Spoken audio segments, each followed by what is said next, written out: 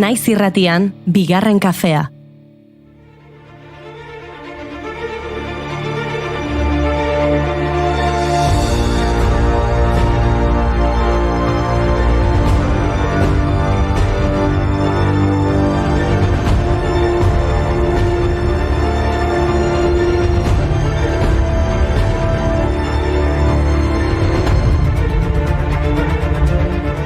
Arratsaldeon, hotzak protagonista jarraitzen du izaten Euskal Herria osoan. Eta guk gaur ere bagatu zuek berotzeko asmoz, irrati uinak eta kafea izango ditugu berogailu.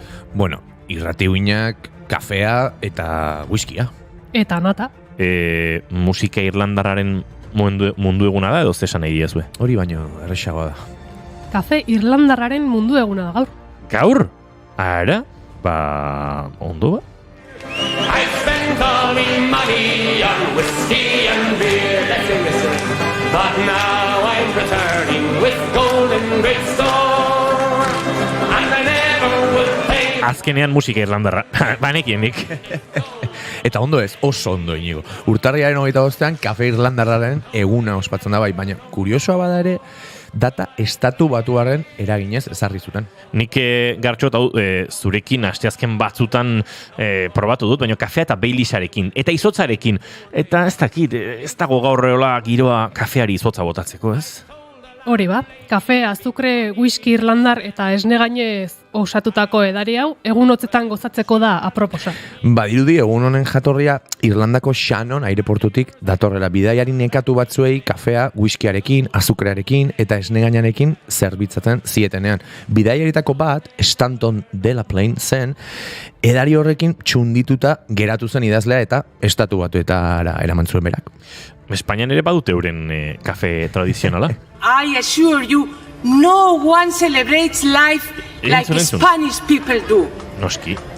There is nothing quite like a relaxing cup of café con leche in Plaza Mayor or a Inigo, quaint romantic... pixkat behartuta lotura, Ze lotura? Bueno, tira, garbi dago Isabel Díaz Ayuso eta Madrilgo Komplutensearekin lotu nahi duzula kafearen kontu hau. Ayuso ere relaxing cup of kafe con leche hartuko du?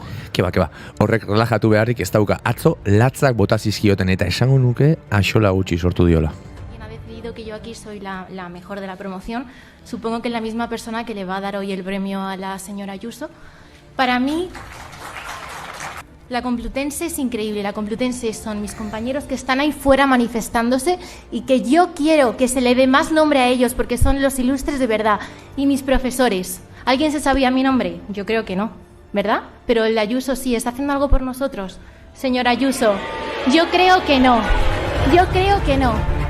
Ayuso, Pepera, los ilustres están fuera oiukatuz, Elisa Maria Lozanok saria errefusatu eta bere ikaskide eta irakasleak txalotu ditu.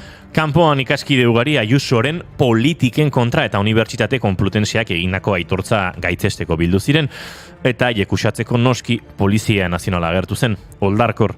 Hainbat irakasle saiatu ziren girua epeltzen eta euren ikasleak poliziarengatik babesten. Que pasado el tiempo, hay quien no envejeció, y es que vivimos atrapados en azul. Atrapados en azul. Atrapados en azul. Ellos me protegen de ti. De ellos, ¿quién me va a proteger? Elisa Lozano izan zen atzo bere ikaskideen eskubideen alde aritu zena, baina pentsa, gaurko egunez jaio zen Londresen emakumeen eskubideen aldeko borrokalari eta bakezalea, Virginia Woolf. 1882an jaio zen, modernismoaren autore garrantzitsuenetakoa. Bere novela eta saiakeretan gai gatazkatsuak jorratu zituen. Ikerketa garaikideek bere obra feminismoarekin eta lesbianismoarekin lotzen dute. 1925 Dalloway Anderea liburuarekin arrakasta itzela lortu zuen eta 29an gela bat norberarena argitaratu zuen.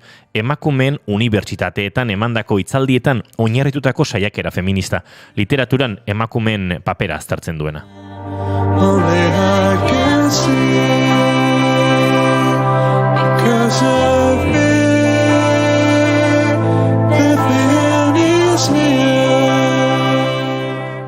Bertan planteatzen du emakume batek dirua eta gela propioa izan behar dituela fikzioa idazteari ekin nahi badio. Hain famatu egin den hipotesi hori euskeraz irakurri dezakegu. Maria Kolerak itzulitako gela bat norberarena liburuan.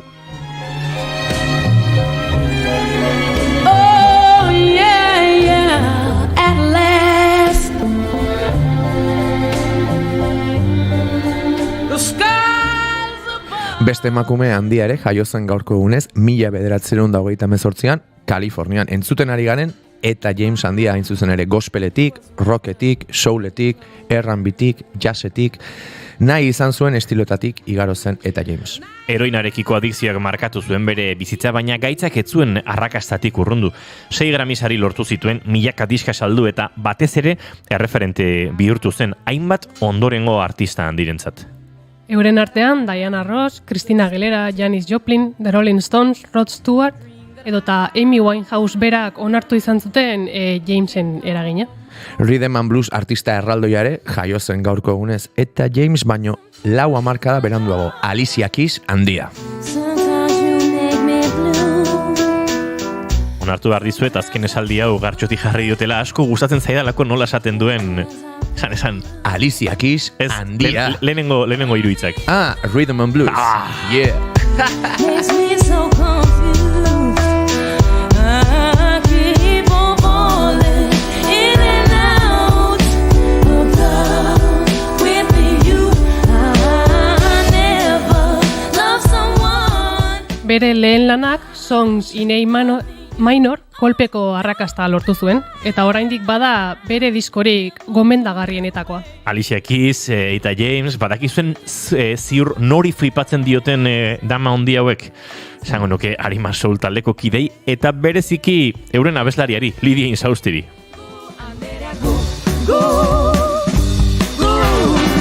Jada duzu zer ikasi, norzaren galdetu, eskua eskutatzen hasi, zerbait ezagutu. Joku dirudiena, amets gaizto bihurtzen da. Bueno, esan dute Lydia Insaustiri eta seguru hemen berarekin kantuan dauden Noa Egiguren eta Lide Hernandori ere flipatzen dietela, aipatu ditugun dama haundi hoiek. Bai, eta hauek gainera ziur dituztela rhythm, blues eta beste gauza asko ere. Bai, gaur gurekin izango ditugu gurean, euren lehen lan luzea aurkezteko laukotean gainera. Gorka Gaztanbide, lehengo astean gurekin izan zen Paul San Martin, Mikel Makala eta Lydia Insaustibera. Ikusiko duzue ze grufa. Eta jasaren giroan, Gypsy Jazzeraino egingo dugu bidaia, Django Reinhardten bizitzan murgiltzeko. Eta Gartxontun zain letona jaiotz osarekin aritu da. Doinuetatik garatago podcasta osatzen. Hemen kafe irlandarrik ez dago, kutsarekin konformatu beharko dugu saio hasteko. Manikenik trampa zegoela, baina bueno, tira. Hasiko algea edo... Hasiko gara bai, urtarriek 25 ditu gaur eta asteazkena da, ongietorri guztioi, bigarren kafera.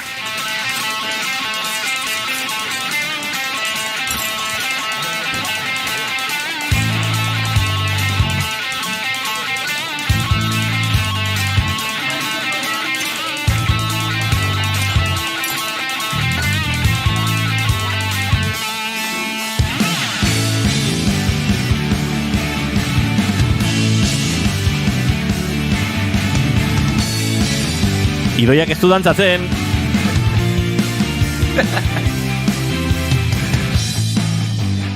Oraindik baduelako dezentzia apur bat. Gure dantzarekin dezentzia galdu zuela onartu eta aurrera pausoa eman duen kidea. Gartxotun zain letona, Arratsaldeon. Arratsaldeon denoi. Gure dantzarekin dezentzia galtzeko pausoa oraindik eman ez duen pertsona Idoia da Bilozkudun, Arratsaldeon. Arratsaldeon.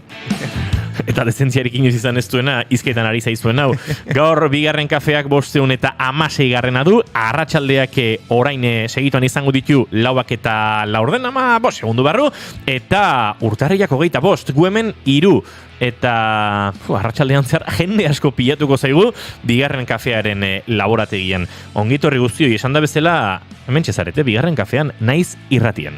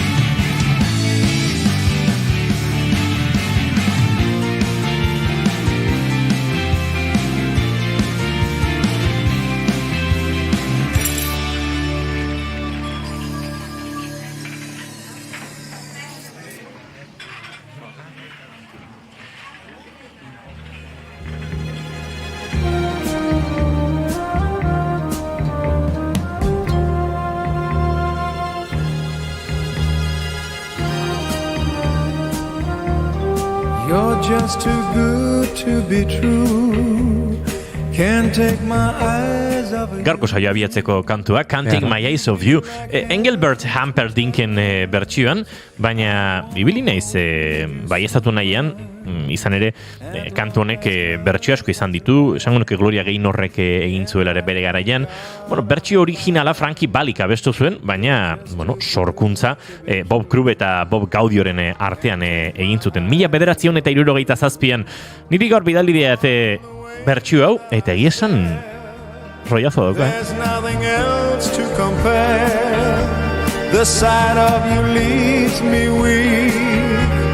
There are no words left to speak.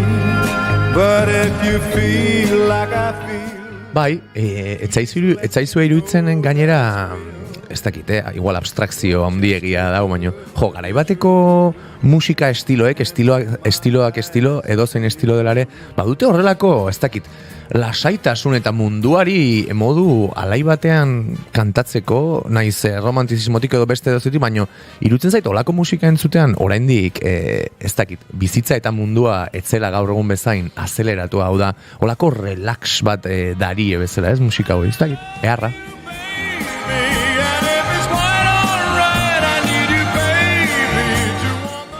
Ze gauzak, bueno, bai, lasaitasun horrekin abiatuko dugu gaurko saioa, 60ko hamarkadako musikaren aire horrekin, eta maite duten tartean murgilduko gara, Gartxotun zein da zure maite duta? Bai, naiz 60 hamarkadaraino joango, baino nire maite dutak badauka ere iraganetik eta nostalgiatik, eta beti kontzeptuak asmatzen gabiltzan honetan, ez dakit nostalgia espaziala existitzen den, baino lenguan izan nuen... Nostalgia espaziala zen. Ez dakit existitzen den, baino lenguan Bilborako bidaia egin nuen, asteburu pasa, lagun bat bisitatzeko, nik Bilbon ikasi nuen, duela urte asko, 4 urte igaro nituenan, eta beste askotan ere naiz. Eta sentitu nuen, beste leku askotan ere sentitu izan deten zerbait, nostalgia espazial delako hau, eta maite dut, naiz badituen tarte tristak ere, nostalgia espaziala deitzen dionik, ohartzea leku bat nola ezten aldatu, edo aldatu den, edo nola aldatu diren gauza batzuk, baino beste gauza batzuk ez, eta hortik pasatzen zenean, kasu honetan paseo bat izan zen Bilbo erditik, bisitatzen eta ez aurkitzen leku asko, beste askok horri irauten zuten, eta horrek emantzian olako, ez dakit, sentsazio poli bat, ez? Urteak aurrera doazela, akaso zuk wifi-a lapurtzen zenion kafeteria hori gaur egun beste zerbait da, baino akaso leno bisitatzen zenuen tabernazulo, liburutegi parke bat, exactamente igual jarraitzen duta. Hor badago horrelako ez dakit borroka bat, ez? Aldatzen diren eta aldatze ez diren leku espazialoita zain, ez? Jendeaz ez gera hizketan hasiko zen, orduan 3 orduko programa beharko nuke, baina ez dakit oso sentsazio ederra sortu arazizian, garai batean hainbeste ibiltzen nintzen kale horietara bueltatu eta gauza batzuk aurkitzea eta beste batzuk ez. Zango nuke euskeraz, zure jaioterria faltan botatzearen nostalgia hori herrimina bada eta garai bat faltan botatzea oroimina bada, zure nostalgia espazial hori leku mina litzatekeela. Bai, eta kasu honetan unibertsitateko garaiarekin lotuta, orduan ez dakit. Bueno, hor pilatzen dira, unimina, eta dena. Nik, bai. Nostalgia espaziala esan duzuenan pentsatut, hori doiak izango du, ze pandemia garaian jendeatzen hurbiltzen. Alegia, espazioaren, ez dakit, errespetuaren nostalgia hori ere izan zitekela. Nio konturatu naiz Gartxot beste non baitetik zijoa lehi doia. Jendea bueltatu da bi museo matea dago zoi gitara, ez? Bai, baina saiatzen naiz, nire espazio hori errespetatzen naiz eta jendeak ez duen intentzio bera.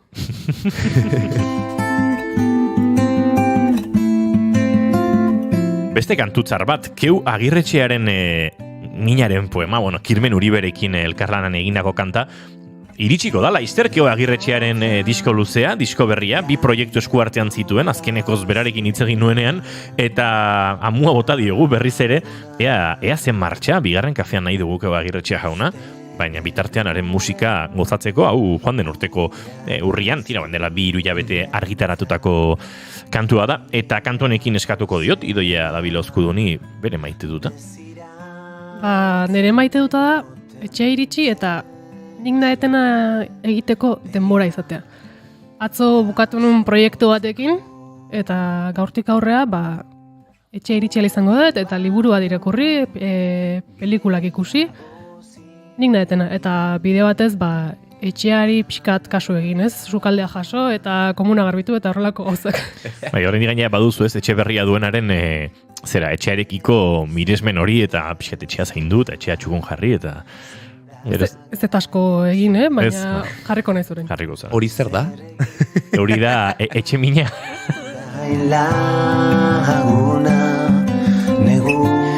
Ba, nik maite dute, gaur konturatu naiz badagoela elkarzaintzan mota bat egunero kafea hartzen dudan tabernan. Antxe, bueno, nik gustoko ditut bizkarra erabate, bueno, paretaren kontra eta eserlekua, akoltxatu xamar duten, ba, eserleku batzuk eta beti jartzen naiz, mai antzekoan, albadut berdinean, berean, esango nuke, mai berean. Eta Nostalgia espazial pixka daukat horbe. Eta ondoko maian beti egoten dira bi andra, esango nuke aizpak direla antzartzen diet, eta, baina, azken aldian agurtu ere egiten ditut, kaixo, ez? Irripar bat egin, egunero topatzen dugu hemen elkar, egiten dugu hemen topo. Eta hor diagonalean beste maitxo batean iseritzen da gizon bat, batzutan ni bezala, nik egunero egiten dut hori, kafea askatu, portatia iriki eta hasten naiz, bigarren kafearen kontuak gora eta kontuak bera, edo bestelakoak, edo imeiak, edo auskalo, ez? Eta berak tartikare ekartzen dut, aurreko batean esan zidan, izu, komunera noa, zainduko diazu ordenagailua, eta bai, lasi gizona. Eta antxe, nintzen, kafea hartzen da, bueno, hortxe, lanian eta kontrolatzen. Eta gaur, nik komunea joan behar nun, eta behiratzi dut, eta nik uste ezer esan baino lehen berak ja ulertu duela, eskatu behar niola nire ordenagailua zaintzezan, eta hola erdiparre egin dut, segiri. Eta jo naiz komunera, eta bueno, dago horre elkarzaintza bat, eta horrekin lotuta maite dut egunero topatzen duzun jende hori. Inungo sakontasunik gabeko harremana izango duzun jendea, besterik gabe, baina kalean, ia leku berean eta ia ordu beretsuetan gurutzatzen duzun jende hori. Jende hori ez da zure laguna, baina egunari ematen diola xarma puntu bat. Bai, eta askotan pasatzen da gainera, ez? Behatzi garren aldiz ja kalean ikusi dezun ez ezaguna agurtzeko sentitzen duzu horrelako giza behar bat zuk esan duzu, ez? Txane, laguna ez geha zautzen, baina bia konturatu gea hemen gaudela elkarren parean, eta hori ederra izaten da. Lehengoan tipa dati ezagutzen ez dakit, Tolosakoa delako, bere lengusinan ere laguna da, eta bueno, zeharkako ezagun bat. Baina lehengoan esan nion, aizu, barkatu, nire bizitzan presenten dagon pertsona. Topatzen dut, egunean 6-8 aldiz, tabernan, kaletik, beak txakurrak pasatzen dula, ez dakit zer, eta bapatean, esan nion da, gizton parra bota genizien, egia esan bai, nik ere, ez dakit, nior topatzen dudan zukadina, eta normal, ez dakit. Ba, nino ez nabile asteazken erosoik, nabil Tolosaldean ez egunero, baina gaur, ez eizako kafetegian, jun eta ezer esan gabe, bertako emakumeak esan dit, amerikanoa ez, hola, bai, azukre gabe ez, ziurretzegoen, baino gogoratzen zen pixkat, aseke ni ere bidean zure maite duta burutzeko. Bueno, hori ere gauza ederra da, ez? Kafetegira sartuta badakitenean ze kafe nahi duzun. Nik badet antzeko harremana nire bizilagun batzuekin egunero ikusten gara, baina ez nahi dugulako.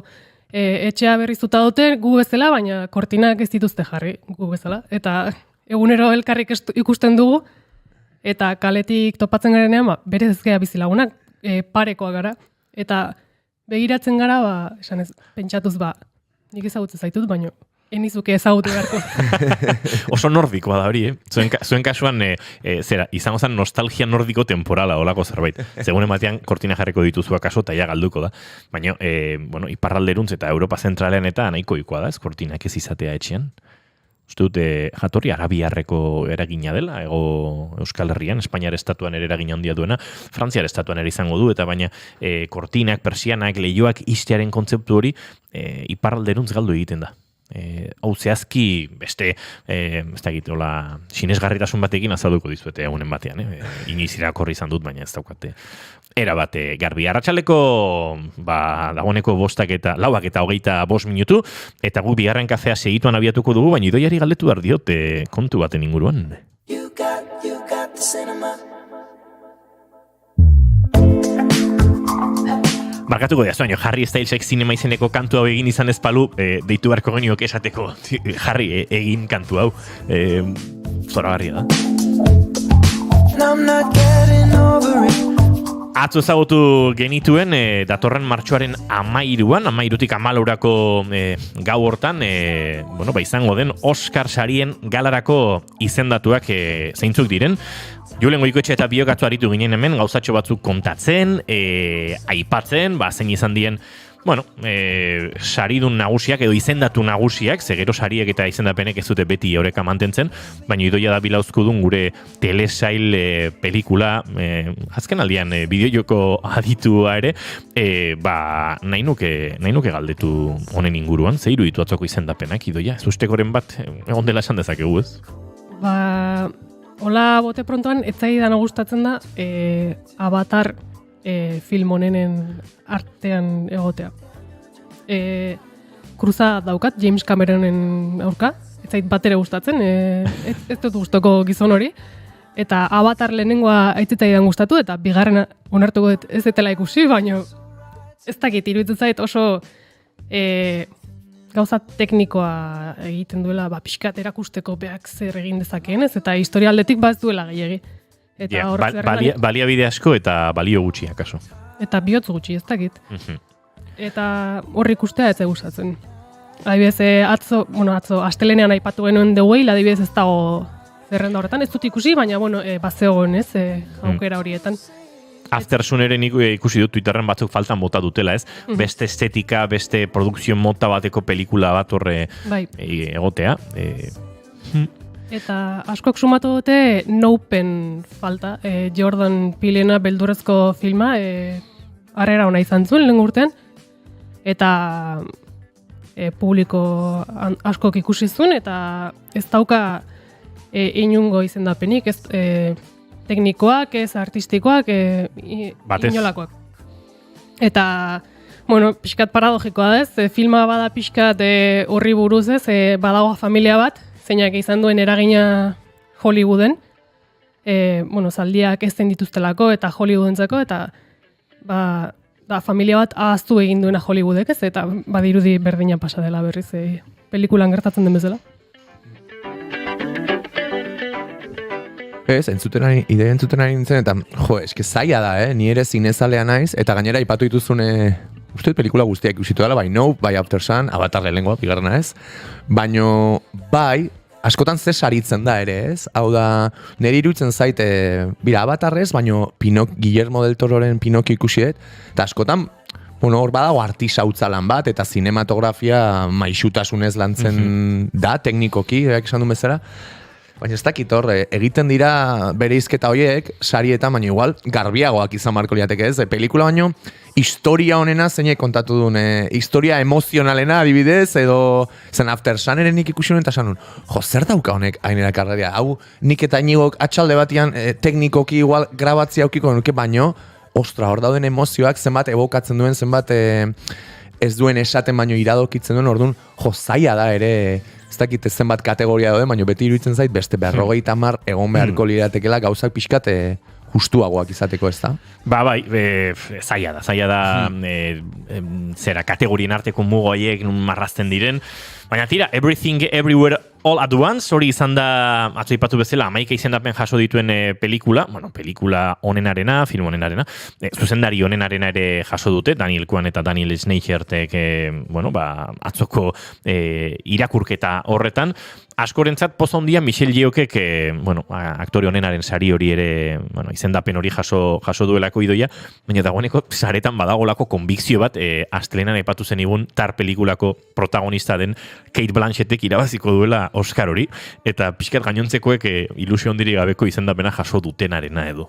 Bai, badirudi berak eramango duela sari hori, ez dago ia zalantzarik. Gero kontrakoa gertatzen bada denak hasiko gara, nola da posible eta baina tira, ikusiko dugu oraindik martxora arte asko geratzen da, asko izango dugu hitz egiteko, eta astelenean bai saiatuko gara Idoia da bilauzkudunekin puripurian tartean, non ikusitzak ez duen esaten, batzuk ikusgai izango dira, beste batzuk aretoetan izango dira, baina tira hor badaudez, 10-12 pelikula, Oscar sari horietarako, pixkate giroa jarraitu nahi bada, ala beharrez ikusi behar direnak, eta batzuk ikusgai izango dira, batzuk ez dira inerreze topatuko, ikusteko, izango dira, zailtasunak ere batzuekin, baina tira. Eta beste batzuk, oraindik hilabeteak esoin barko dira ikusi alizateko.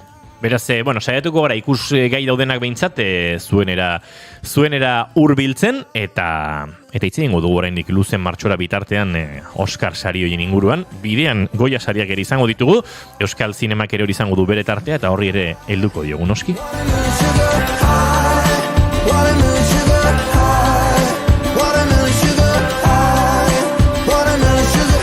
Eta jaiotzosarekin izan da Gartxot Unzain letona, esaldi batean Gartxot, nora garamatza gaurko doinuetatik garatagok? Bueno, esaldi batean jaiotzozan ere pertsona favoritua da. Eta eta hori nabarituko da. Eta nabarituko da, hori. Eta ez, bromak aparte, gaur musika eta dantza izugarri maite dituen profesional baten gomendioak entzungo ditugu. Zorionez berarekin lan egiteko aukera izanet, hori ere nabarituko da. Eta gauza interesgarri eta batez ere, nik uste gomendio, ez dakit, kurioso eta originalak ekarri dizkigula, aseke ea entzuleak disfrutatzen duen.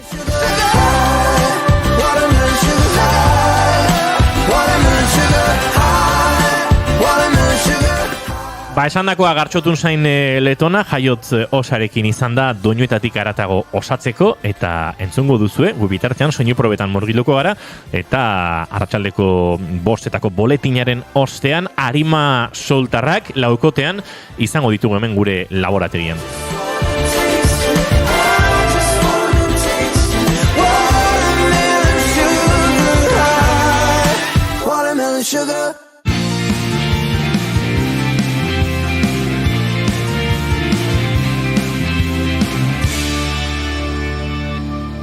Keep calm and bigarren kafea.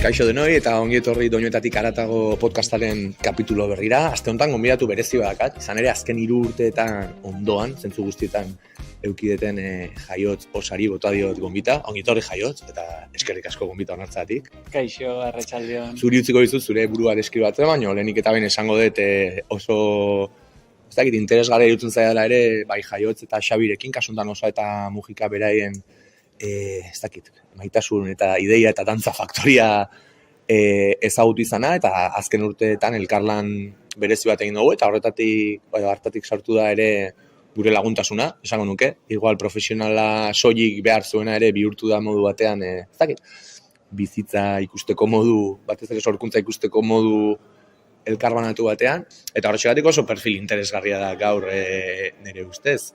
Jaiotz, lore batzu bota izkizut, baino ezagutze zaitunari labur ere ez, baino esplikatu jozu zertan ibiltzen zean, eta batez ere zure disiplinan musikarekin ze harreman izan dezun, bizitzan. Bueno, eskerrik asko gonbiteagatik, Gartxot.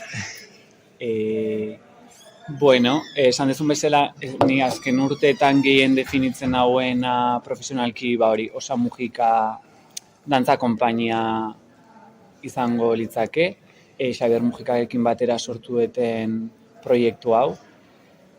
Beraz, musika nire egunerokoan denbora guztian dagoen zerbait da, eta ez profesionalki bakarrik, baizik eta pertsonalki ere musika, azkenean pasioa ogibide dakagunantzat ez, bi gauzak dira musika kasu honetan bai pertsona moduan eta bai lanean ere definitzen dagoen zerbait da, beraz, niretzat musika agian esango nuke inkluso dantza baino garrantzitsuago dela, zen musika gabe ezingo nuke dantzatu. Hori da pixkat ere asmoa, ez dakinarentzat doinuetatik haratago podcastean, saiatzen gara pixkat musikarekin harremanduta dagoen jende horri eskatzen bere lau kantu kutxunek hartzea, bai zuek ezagutzeko, baina batez ere jendeak musika ez dakit berria edo ezagutze ez dituen abestiak, edo ezagutzen dituenak berri ikusteko, baina azkenean txokori horretarako da. Orduan, jaiotz aterako dira gai interesgarria, baina lehenengo gomendioarekin hasiko ga. Zein da ekarri nahi izan diguzun zure lehenengo abesti kutxuna, eta zergatik ekarri nahi izan diazuneri eta entzulari? Bueno, lehenengo burura etorri zaidan artista, badakit danon ahotan dagoen pertsona badara, baina ezin dut ez aukeratu, artista batez ere, eta gero etorri zait kanta, Rosalia da. Irutzen zaitelako momentu honetan, inspirazio iturri izugarria bai musikaldetik, bai performance aldetik, bai, berak induen ibilbidea batez ere azken urte hauetan, eta hori da lehenengo burura etorri zaidan pertsona edo artista.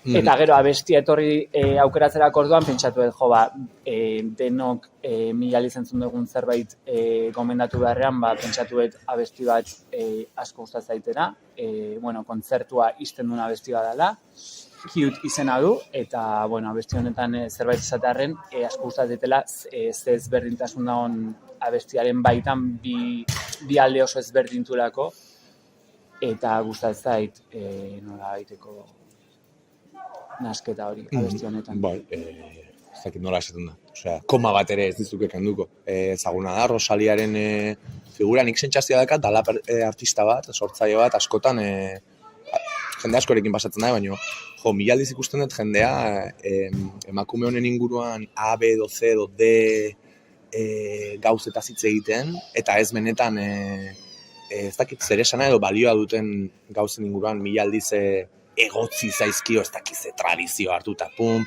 ez dira letrak ulertzen, bla, bla, bla, soinu hau oso zea da, eta nik ere asko maite duten sortzaioa da, eta eredugarria irutzen zait, gainera, ideia batetik abiatu, zure buruaren fideltasuna mantendu, artea ere, ez dakit edo disciplinaristasunera eramatea gainean, nik uste esprimitzea ere bukaraino, eta netzako da artista moderno baten definizio gorena, esango nuke. Tamalez ere aski ezaguna da emakumearen egoeran mundu honetan, eta iruditzen zait gainera gainbalioa daukala ere ez dakit, emakume baten figura hain lehen lerroan egoteak eta halako jarrera erakusteak. Jarrera hori interpretatu eta bere egin nahi duen jende horrentzat. Baino, bai, gauzak egiteko moduaren eredu bat bezala ikusten denik. Gauza bat hainbeste lantzea eta hainbesteko artearekin, ezta? Eta askotan naiz, eta mainstreama izan, hartzen dituen erabaki asko ez dira mainstreamiak, eta hori izugarri baloratzen duten zerbait da. Bai, laburtzeko nik ere gehiago konektatzen dut tiparen jarrera eta norabidearekin, ingelesez drive esaten den horrekin, benetan edozein bideoklip, estetika, abesti edo diskorekin baino. Ojo, horrek ez du nahi esan, disko, abesti, bideoklip eta estetika guztiekin konektatzen zetenik, baino benetan erakargarriena hori egiten zait. Bueno, mila ordu itzen ingo nituzke Rosaliaren irudia eta musikateriaren inguruan, baino entzungo dugu. Okerrez banago, azken diskoko, Motomami diskoko, lehen urtean kaleratu zuen diskoko Cute abestia. Hemen daukazu.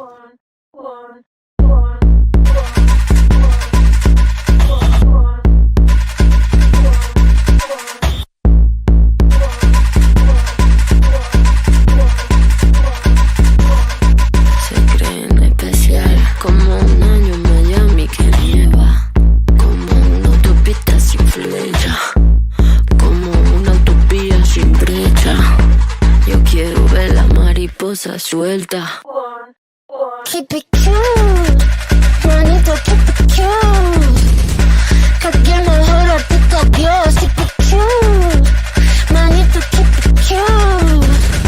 Que quien mejor artista Dios. Mariposas sueltas por la calle, para verla tienen que salir.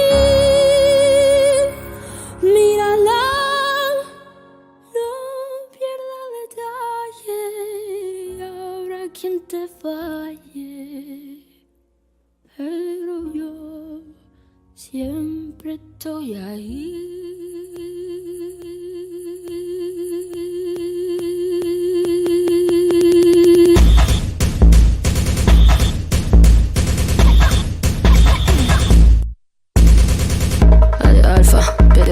C de Charlie, Angelada, Crash, JDT, llévame, lejos de aquí.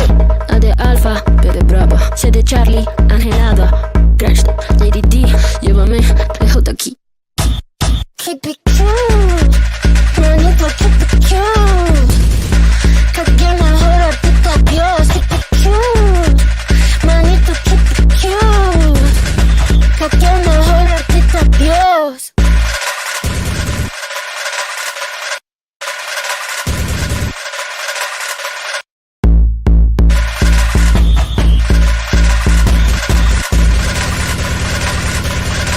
Hortxe entzun dugu Cute, eta gogora etorri zaite nola beken duela hilabete batzuk ikusi genuen Rosalia zuzenean, bere gainera zuzeneko produkzio, esango nuke bastante apurtzaile eta originalarekin. Gogoan daukat ere resakak nahiko iraun zigula jaiotz, ez jendeak uste duen resakak, ez alkoholaren resaka, baizik eta gogoratzen naiz nola kontzertu hori ikusi gintuen. Uste bagenik elajuna horretik, baino, en plan, zenbat eta ze ondo, ez? Sentsazio hori. Eta hori, azkenengo gauza esateko Rosaliana, hori performance egiten dunean ere naiz eta artista pop bat izan, azkenean estenatokiran taularatzen duna oso artistikoa da, eta erabaki asko oso garaikideak dira, eta ez da edozein artista popek egin duen beste kontzertu bat. Bueno, niretzat oso gomendagarria. Bai, aurrera goa. Bigarren kantu kutxuna aukeratzerako orduan, abiatu naiz agian lehenengo lerroan dagoen emakume batetik, beste maila baten dagoen artista batera. Justo aurreko artean ere ikusi nulako artista hau Madrilen zuzenean, eta irutu zitzaidan agian ez dagoela denona-otan, aurreko artistaren moduan. Eta, artista hau da Charli XCX, eta, honek ere popa egiten du, baino irutzen zait, niretzat behintzat jarraitu barreko artista badela. Kanta bat aukeratzerakoan Good Ones, kanta bat aukeratuet, bere azkenengo diskokoa, Crash izena duna, bat aukeratzearen diskoso aukeratuko nuke. Ez da esan baino entzune ingo dugu, eta gero hitzen dugu pixkat, zen ez deta bestia ezagutzen, artista bai, hitzen izan dugulako, baino ilusio egiten dit ere, ziurrenik entzule askok ez dute ezagutzen, eta emango diogu ezagutzeko aukera.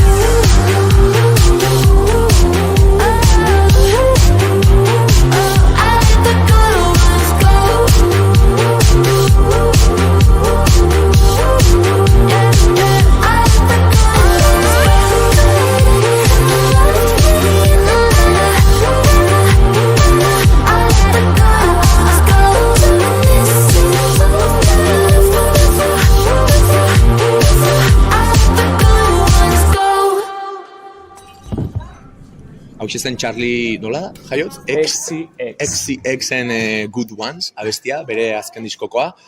Nik ezagutzen dut izenez, askotan pasatzen ere konsumitzen ditugun, ez dakite, musikari, plataforma eta beste guztioetan informazio askorekin topatzen gea, eta niri emakumeen izenak sonatzen dit, baina egia da ez detela beste emakume asko bezain beste entzun. Zer egiten duzure ustez bereizgarri Charli hau? Niri irutzen zait, bai estetikan eta igual abestietan poparen munduan dago, baina ez dakit somatzen dio talako ez dakit hitza zein den, baino... nola esaten dau, animalitasuna, ateratzen zait. Bai, Artista asko asoziatzen ditut agresibidadeekin adibidez. Beste artista asko asoziatzen ditut sentiberatasun puroarekin. Aurretik aipatuzun Rosalia, adibidez, igual gertuago ikusten dut naiz, badituen ritmo abrasibo eta agresiboak, gehiago ikusten dut sensibilidade oso espezifiko eta hotzanetik, sutondo batetik bezala, naiz musika gero zartu. Charlie XCX honi ikusten diot, ezakit, hautsak arrotzeko, ezakit, intentzioan denitza, baina, bueno, sonikoki diot, edo bere planteamenduan. Hori horrela irutzen zaizu, edo zerka egiten du bere izgarria, adibidez, beste batzuekin alderatuta. Bai, nik uste justu hori dala, ez? Rebeldia puntua daka... Igual rebeldia zanitza, naiz eta pop musikako abeslari bat izan eta askotan argazkiak, bideoklipak oso popak dian, berak beti jarraitzen dio bere eszenari edo, eta bai, osea, rebeldia hori daka ez izateko beste artista bat. Eta hor, bere kezkak askotan kezkak ere azaltzaizkio puntu hortan, ez? Berak badaki agian beste erabaki bat ukartuko balituzke beste arrakasta mota bat edukiko lukela, eta lehenengo lerroan egongo zela, baina denbora guztian hortan dabilen artista bada. Nola egon kontzertuak ematen, nola egon izugarrizko jaialditan, musika jotzen, baina ez izan beste neska bat gehiago, edo beste artista bat gehiago, eta bai, rebeldia hori nik uste bere musikan sumatzen dela. Bai, etorri zait hitz egiten ez zen bitartan, basati hitza. Bai, basati. Baina ez basati bikingoak basatiak zirenean. Oda, ez basati agresibia edo violentziatik baizik eta basatia hori, bai, bere oianean, bere animalian, bere esentzian mantentzen den sortzaile bat bezala. Oso ondo, ea entzuleari gustatu zaion Charlie XCX-enen planteamendua, eta aurrera goaz, jaiot, zein da hirugarren kantu kutxuna? Bueno, eta hirugarren kantu kutxuna aukeratzakoan ja junaiz guziz beze estremora, ezin un artista hau ez gomendatu, bueno, naiz eta oso ezaguna izan, eta Rihanna da, niretzat, bueno, naiz eta 6 urte musikatera gabe isilik egon, bueno, ematen du bueltan dela, edo izango dela, eta Rihanna aukeratu dut, eta bere kanta bat aukeratzerako orduan ere pentsatu dut gomendatzekotan zerbait ez hain ezaguna gomendatzea, eta kasu honetan Love on the Brain abesti aukeratu dut, batez ere Charlie XCXen ondoren zerbait klasikoagoa edo romantikoagoa edo baladoiagoa aukeratzeko. Jo, Rihanna eta zesan, ni ere oso zalea naiz, eta moskeatuta nago, isiltasun luze honekin, así que nola esaten da, benetan esperantza handia daukagu uste biok 2023 hontan ekarriko digula aho zabalik utziko gaitun zerbait, seguro. Niri, aipu bezala, Rihanna eta esan dezakegu ez, 20 urte badara matzaia. Gutxi gora bera lehen lerro horretan, evoluzio bat jasan duen sortzaile lehen lerroko bat izan da ere bai. Honik horrela, reskatatu nahiko nuken interesgarria dan zerbait, niretzako Rihanna izan zen pixkat, nahiz eta mainstreamean aritu, nik ezagutzen detenetik nola ez, beti ditu zait R&B poperizatu horren niretzako adibide gorena.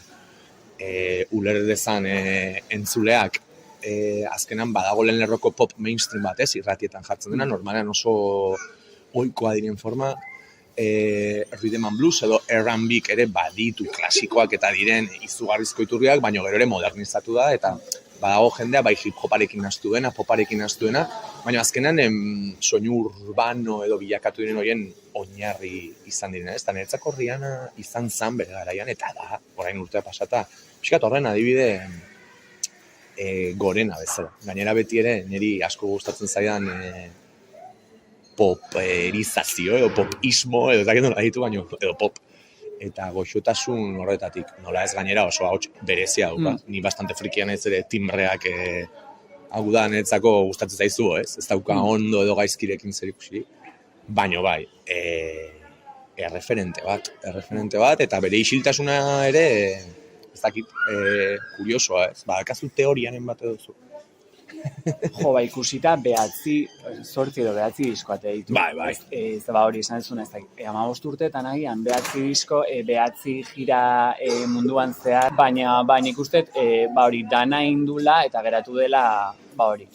Ustuta, igual. Ustuta, bai, eta bizitzeko momentu iritsi zaiola. Eta orain pentsatzet, bueltatu behar da, baino.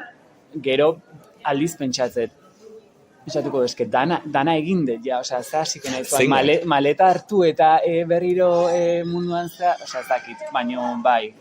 Zea, trikitixa ikasten hasi barko da. Adibidez, alako zerbait, unan berritasun pixkat. Oso, ondo, hemen txentzungo dugu jaiotzen 3. kantu kutxuna, Rihannaren nola esan duzu, Love in the Brain? Love on the Brain. On the Brain, maitasuna garunean, ez? Hori da. Ok, let's go.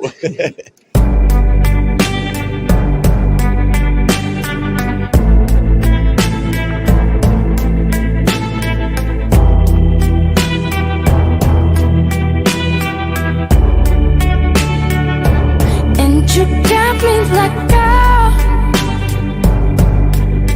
what you want from me? And tried to buy your pretty heart, the price too high. Baby, you got me like, gold. You love when I fall apart, so you can put me together and throw me against the wall. Baby, you got me like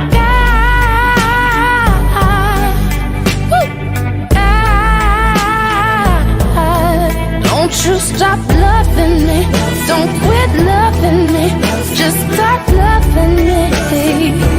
Oh, and babe, I'm fist fighting with fire just to get close to you. Could we burn something today?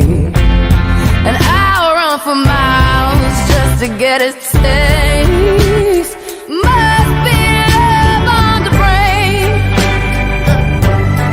that's got me feeling this way. It beats me black and blue, but it fucks me so good, and I can't get enough. Must be love on the brain, yeah.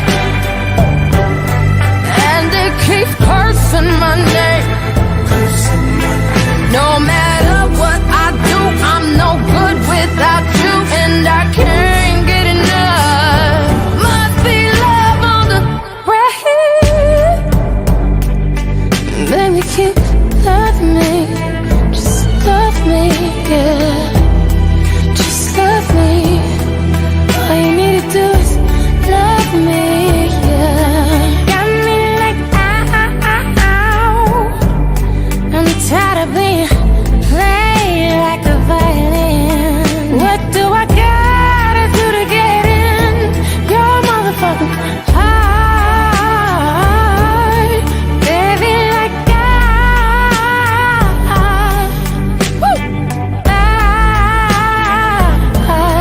don't you stop loving me, don't quit loving me, just stop loving me. Ooh, and babe, I'm fist fighting with fire just to get close to you. Could we burn someday? And I'll run for miles just to get a taste. Must be love on the brain that's got me feeling this way. It beats me black and blue, but it fucks me so good, and I can't get enough. Must be love on the brain. It keeps cursing my name. No matter what I do, I'm no good without you, and I can't get enough. Must be love on the brain. Entzun dugu Rihanna handiaren abestia, jaiotzen 3. kantu kutxuna, eta ja bukatzen goaz, denbora ere azkar pasatzen da. Azken kantu kutxuna zein da, eta zergatik jaiot? Bueno, eta azken kanta kutxuna ere, artista aukeratzean aukeratzeko orduan etorri zaidan abestia da. Ezin nun podcast batera etorri musika gomendatu eta gau ez gomendatu. Ez zinezkoa inzait. Saiatu naiz, baina ez dut nahi ez gomendatu. Beraz gau, nire parte sentitzen duten lehenengo musikako zerbait. Lehen esan bezala niretzat musika oso garrantzitsua eta proiektu honetan osa musika bertan egotea eta sorkuntzaren parte izatea oso berezia izan da guretzat azken urte hauetan, eta horregatik aukeratu dut artista hau da zu, Gartxot hau. Eta beste aukeratzeko orduan ere, niretzat bereziena den agian, edo kutxunena, bai letra aldetik eta bai nola sortu zen, eta ilargian eseri aukeratu dut. Temon. Kuriosa da egoera hau, eta ulertzez duen entzat, entzule despistaturen bat balin badago, gaun ere proiektu pertsonala, eta hasieran komentatu dugu gu ala ezagutu ginen, elkarlanean, bai, osatan mugika eta gau kasu honetan, elkarlanean hasi ginenean ezagutu ginen pertsona bezala, eta ala bihurtu geha lagun, dena esan dezu. Niretzako ere oso berezia izan da, nik gertuko sentitzen ez duen disiplina bat, hain gertuko sentitzen duen jendearekin lan egitea, baina nire disiplina beraiek hain gertuko sentitzen zuten jendearekin lan egitea. Eta lan egitea baino gehiago, momentua konpartitzea, sortzea, eta igual lanetik aparte beste gauza askorekin ere gehatzen naiz. Ari geha, bidea, saiatzen ari geha, jaiotz, eta irutzen zaite gauza politasko egiten ari gala. Igual gaizki dago nik esatea, baino nire podcasta da, eta hemen esate ez da nun esango dugu. Eta bai, ilargian eseri abesti hau azken ronda honetako abesti bada, urrengo diskoan etorriko dena, nik ere letrari badio etorrelako maitasun bat, zen beti esaten da ilargiari begira zaudenean despistatua zehara edo bizitzaren inertzia hortaz etzeala enteratzen hola, baina kasu honetan ilargian eseri ez, gu ilargian eserita gaude ez, modu batean bezala nik horrela sentitzen dut askotan. Ez gaude abstrakzio bati begira, baizik eta gauzak sentitzeko eta egiteko modu batean eserita gaude. Eta malez, ilargia da, eta ez bizigean errealitate hau, hortalako hori ala izateko borrokatzen jarraituko dugu. Nik ere abesti honi kariño berezia diot, eta zuei ere bat, esan dezu bezala. Eta momentazo honekin utziko ditugu entzuleak, gauren ilargian eseri abestiarekin, eta berriz ere eskerrik asko jaiot gomendio eder original eta ez dakit, jakinduria kutsu bat ere ekartzagatik podcast honetara, eta ondo segi, bidean, mi esker. Eskerrik asko Gartxot. Zuei entzulei hurrengo astera arte, gustatuko zitzaizulakoan, jaso besarka handi bat, eta zaindu. Naiz da askotan ez dagon erantzunik, banoa beldurrei irabaziz. Une oro jaio nahi duen ume bat naiz.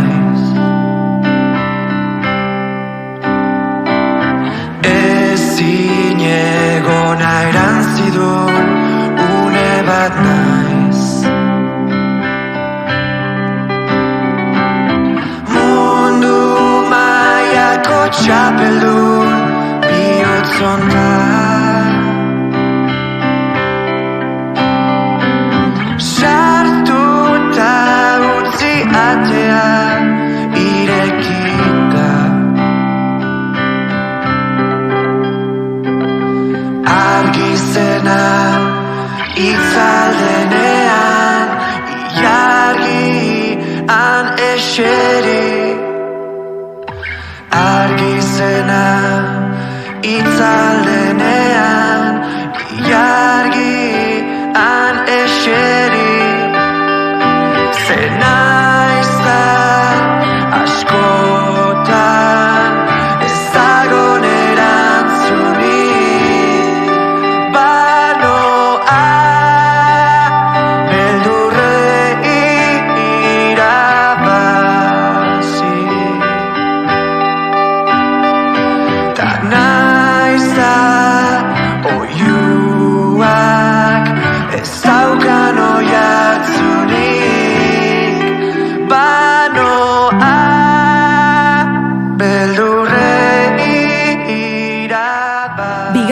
ez direlako beti okerragoak, bigarren kafea.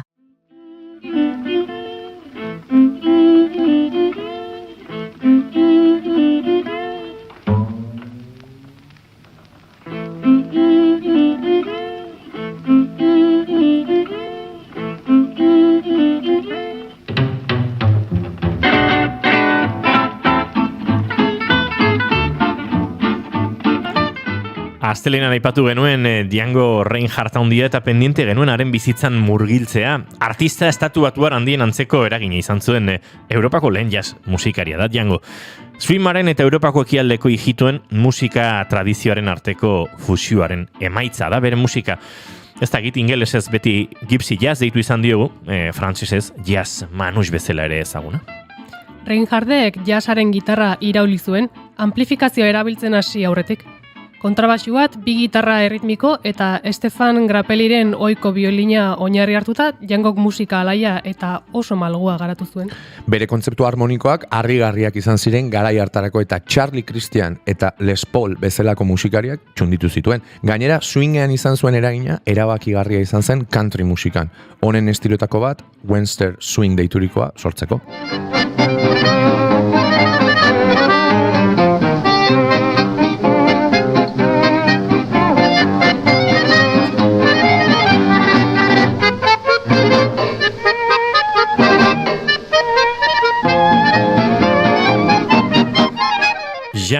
Django ez izenez ezaguna Parisko kanpogaldean zegoen hijituen kanpamentu batean hasi zen inguruko gotorlekuen ondoan. 8 urte zituenean amaren tribua hara joan zen bizitzera eta hijituen sustraia xurgatu zuen, gero bere musikan ezaugarri garrantzitsu izan zena. Gaztezela Django musikak erakarri zuen. 12 urte zituenean lortu zuen bere lehen instrumentua, bizilagun batek oparitutako banjo bat, musikarekiko zuen interes goiztierraren jakitun. Azkar ikasi zuen jotzen, ikusten zituen musikarien digitazioa kopiatuz. Laster harritu zituen helduak gitarrarekin zuen trebetasunarekin eta 13 urte bete baino lehen, betez Gerino jatorri italiarreko akordeoi jotzai ezagunarekin hasi zuen bere musika ibilbidea. Rue Mongeko dantzaleku batean. Beste talde eta musikari batzuekin ere jo zuen hurrengo urteetan, eta Jan Beizat akordei jotzaiarekin ere egin zituen bere lehen grabazioak Ideal konpanirako. Djangok garai hartan irakurtzen eta idazten etzekienez, bere izena Django Genart, edo antzeko zerbait bezala, agertu zen grabazio horietan.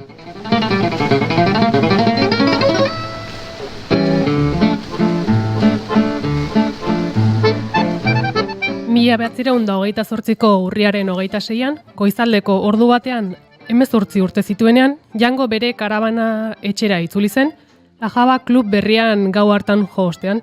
Emazteak zeluloidezko lorez bete zuen karabana eta biharamunean saldu nahi zituen. Djangok sagu bat entzun zuela pentsatu eta kandela bat erabili zuen ikusteko. Lore haien gainera eroritako argizari pixka bat erortzea nahikoa izan zen sute ikaragarria eragiteko. Musikaria manta batean bildu zen sugarretatik babesteko. Bera eta emaztea salbatu egin ziren, baina ezkerreko eskua eta gorputzaren eskuineko alde osoa belaunetik herrira oso ondatuta geratu ziren. Azkenean ezkerreko eskuko 4. eta 5. atzetatik ezindua geratu zen, esku aurrerantz uzkurtuta geratu ziren, tendoie jasotako beroaren ondorioz. Hala ere bere sormenari esker, bere arazoa konpontzeko digitazio sistema bat asmatu zuen, bere estiloaren originaltasunean neurri batean eragina izan zuena noski. Gitarraren lehen bi soketan erabil zitzakeen akordeetarako eta 8koteetarako oktabatzeko alegia, baina haiek erabat luzatzea ezinezkoa zen. Hala eta guztiz ere, gai izan zen gitarraren historian geratuko zaigun izen handi bat bihurtzeko, eta hori atz erakuslea eta erdiko atza bakarrik erabiliz. Iturri batzuen arabera bere errekuperazio garaian murgildu zen Django jazz estatu batuarrean Louis Armstrongen Dallas Blues diskoa topatu omen zuen, Frantziako Orleans herriko azoka txiki batean, Parisko kafetegietan lanean aritu zen, 1924an Pierre Nugik, hot klubeko buruak, bera eta Grappelli kide izango zituen, arizko talde bat osatzea proposatu zion arte. Eta horrela jaio zen Quintet du Hot Club of France, eta berehala egin zen ospetsu mundu osoan Ultrafon, Decca eta HMV berako grabazioi esker.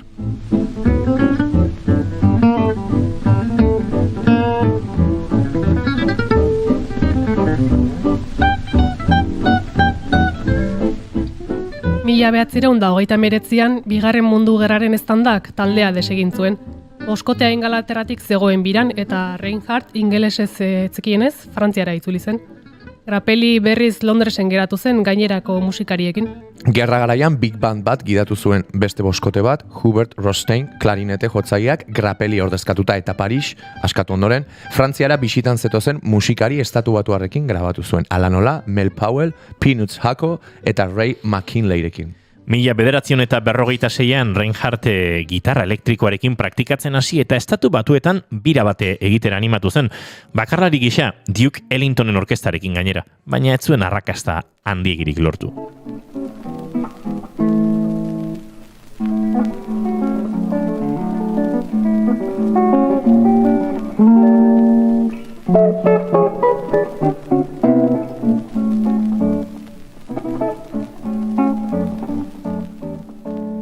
Bizitzako azken urteetan gitarra elektrikoarekin egindako grabazioetako batzuk bibopean egindako edo murgiltzeak izan ziren sartu irtenak, hasierako swing alaiarekin alderatuta frenetiko xamarrak.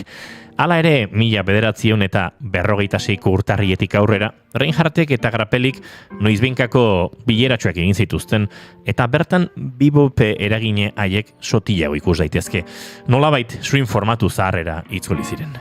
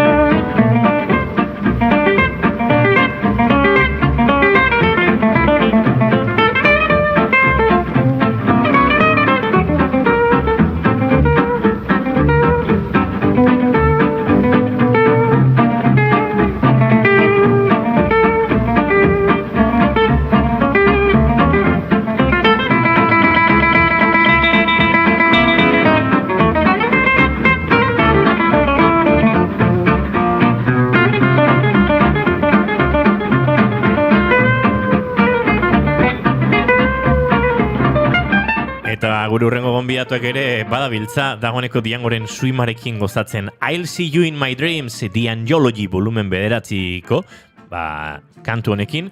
Egingo dugu aurrera eta esan da bezala segituan Arima Soul taldeko laukote aurkeztuko dizuegu, gurean izango baitira elkarrizketa akustikoan.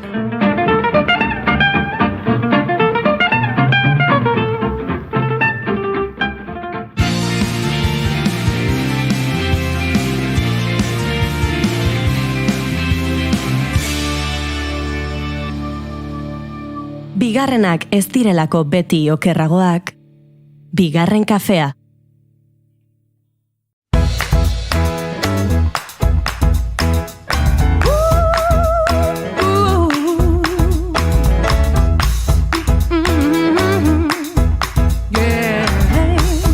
Gartxotu zain letona, nik ja badaukat galdera bat gure gonbidatuentzat, baina geroxeago egingo diet. Vale. Baina hemen txalo marka honekin dauka zer ikusi.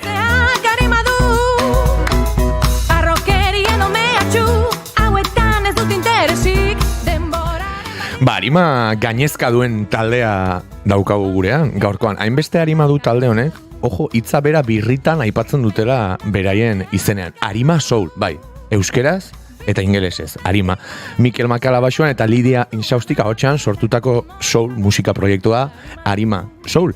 Eta geroago Paul San Martin teklatuetan eta Gorka Gaztanbide baterian batu zaizkie euren bidean 60 eta 70 hamarkarrako rhythm and blues, soul, funk eta jazz groove taldeen eragin argiarekin korronte garaikideenei ere begira jarri nahi izan gaituzte. Entzuleok, Inigo, neo soula. Ojo, nik hor daukat etorkizuneko galderari, baina bueno, zuzenekoetan euskaraz abestutako abesti propioa jotzeaz gain, soul estiloaren zenbait artisten bertsioak ere interpretatzen dituzte.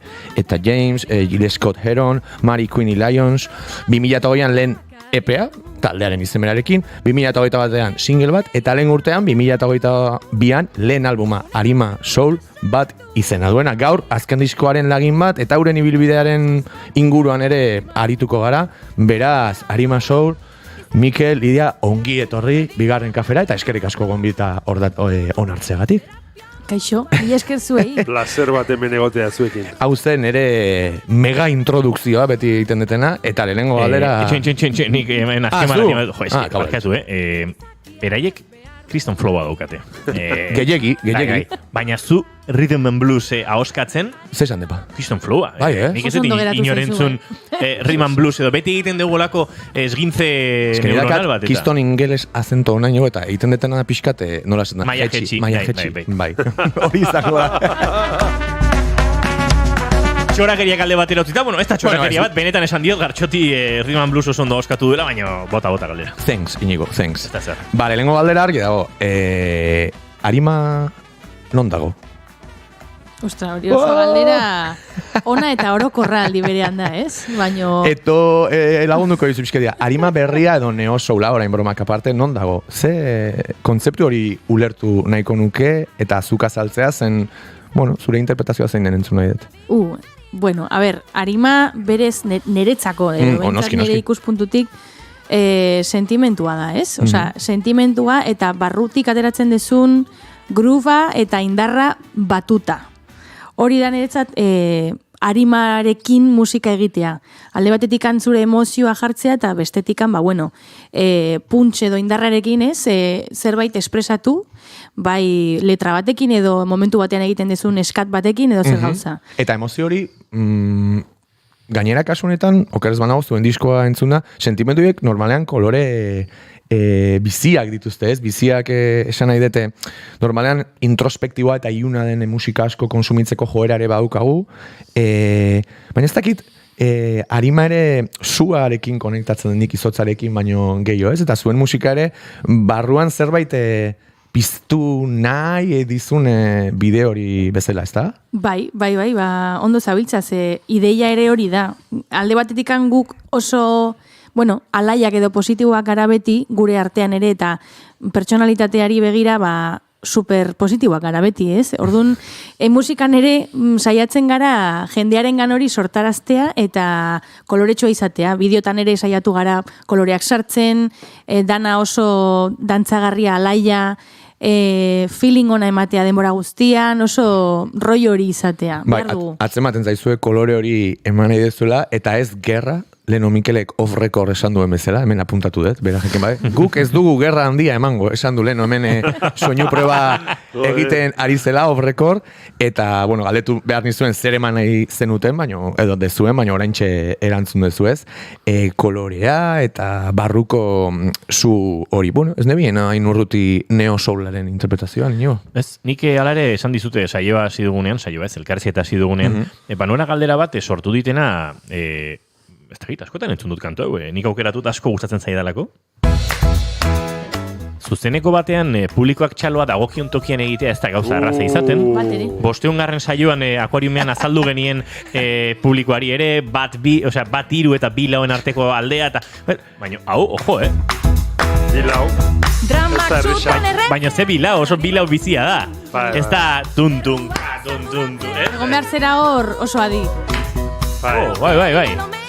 Bueno, bakizu, rhythm and blues, gospel, soul eta horako estiloak badute bere bereiztasuna eta bere oinarria eta txalo hauek hortik edaten dute, ez? Bueno, zehazki esango nuke hau konposatu genunean gure burua New Orleansea joan zela, eta imaginatu genuen hor kantu bat, euskaldun batzuk hango beltzaran batzuk, beltzaranak bai, bertako jatorrizko musikari batzuekin batzea eta danon artea hau sortzea, ez? Irudikatu genuen hori, ideia hori, ez? Oazen bizkat imaginatzea hori, ez? Sentsazio hori, festa hori... Apirilan New Orleansia noa, eta jarriko diete Arima Soul. Erreakzionatzen hau da Euskal Soula, Basque Soul. Gero komentatu, esan duten. Telefonoz irratian sartu gona, ez dakizue, atzo, zeliada hemen, taberna baten esan nien, jarri Arima Soul. Bai. Hor, prestatuta ez neukan galdera bat zen, baina orain, zuen zuna, Mikel, zergatik da, akaso nazio bakoitza eta herri bakoitza bere tradizioari oso lotuta dago, baina mundu mailan hain handia den musika mota hau, jende askorentzat zergatik da gaur egun ere arrotza bezala. Ez dakit ulertzen diazun Beatlesak eta popa eta rocka oso edifizio handiak dira eta leku guztitara iritsi dira, baina hori naiz denok ezagutzen ditugun bluesa, modu batean edo bestea jazza, gauza hauek, igual bi hiruzpalau izen baino konsumitzaletik zergatik dira oraindik ere ez dakite, ez duke minoritarioak esan nahi, baino ulertzen dira. Bai, nik askotan, eta batez ere gure hizkuntzan, ez? Hori da, Euskal Herriaren prismatik nio. Bai, osea, nik esaten dut, osea, lehen indie musika zen, gaur egun ia mainstream bilakatu edo bihurtu dena, ez? Eta guain guk bai garela indie edo underground o azpiko lurreko musika, ez? Bai, musika beltza, karo, egia da musika beltza, hitzak esaten du, beltzaranak egiten dute, eta ez da erresa. Ez da musika erresa, baina, paradoxikoki hemen badaukagu Euskal Herrian hainbat jaialdi, jazz jaialdiak, ez? Eta geroz eta, goi mailako eskolak daude, musiken eta bar, eta, horrik erakusten dute jazza, ez? Eta orduan, jazza, naiz eta beltzaran afroamerikarrak esango dugu sortutako estilo musikalak diren, guregan ere, nola ez, iritsi dira, eta, aspaldi ja, ez? Eta, badauz, jazza normalean instrumentala da, baina soul musika abestu egiten da, ez da? Ez da erresa topatzea Lidia bezalako ahots bat. Hori izan abestu eta nola abestu. Sorionez, badugu, eta gero ez da gehiago, noski gospela Lidia txikitatik edan duen zerbait da, eta gospela, bluesa, ritman bluesa, eta soula, eta funka, eta jazza denak hildo berdinetatik doaz, eta, holako gauzak ere laguntzen ditu. Orduan, erronka, zertzen, gure hizkuntzan, Etxepareren hizkuntzan egitea soul musika, eta minoritarioa da, noski, tamalez bai, baina, eta, ez gara bakarrak, hor dago Afrika, eta badaude beste batzuk, osea, nahi ezan, poliki. Kanpotikan badagoela orain di jendea, eta batez ere igual nere adinikoa, osea, oso gazteak, pentsamendu oso kontrakoa dutela, oso ortodoxoa ikusten dute kanpotikan adibidez jazz musika. Uste dutela igual beti oso aspergarria edo estrukturalki nahiko arrotza dala. Baina nik uste, adibidez gure kasuan, horrekin ere jolastu dezakezula. Osea, ez da bakarrikan beti entzuten duzuna edo tipikoena, baizik eta hortik atera, eta baita ere, pixkat kulturagatik bilatu, ez? Mugitu, kurioseatu pixka bat, eta dedikatzen balimo diozu denbora, nik uste jende asko ikusiko zuela, beste mota asko ateratzen direla. Sorpresa eder bat igual. Badago alare hor pixkat jazz akademikoaren joera bat Beboperuntz, Miles Runtz, jazz oso zabala da, eta badirudi beti estilo oso konkretu zen, gero eta komplexuago, gero eta experimentalago, eta nik uste horrek utzi duela ere jendea, publiko arrunta edo pixka bat jokoz kanporago, baino ez dakit, jasa oso da zabala, eta estandar zoragarriak daude, ahots zoragarrietan jendeari asko zerrexago irizen zaizkionak, eta badirudi hor badaukagula oraindik muga bat, jasak behar du izan ortodoxia batean, eta uste hor sortzen dugula, barrera moduko bat. Jende askok, paralelismo asko egiten dira egun, musika klasikoa eta jasa ez direla urruti, osea, ia lehengo klasika musika gaur jasa dala, eta, hombre, bai eta ez, osea, zuk esan duzu, osea, juten bazara, pues, neo-soula, lehen aipatu duzula, jazz estilo genero bat da, ere, osea, adibidez, Erika Badu, eta horrelako referenteak, osea, horiek edan dute, eta edaten dute guztiz jazzaretik, orduan, karo, gauza bada jazz instrumentala eta bestea abesten dena, ez? Neo-soula horre hongo zen, bigarrengo atal horretan, eta, guk, saiatzen gara pixka bat, hori, nolabait, itzultzen gure hizkuntzara, ez? Saia da, eta maila asko behar da, ez?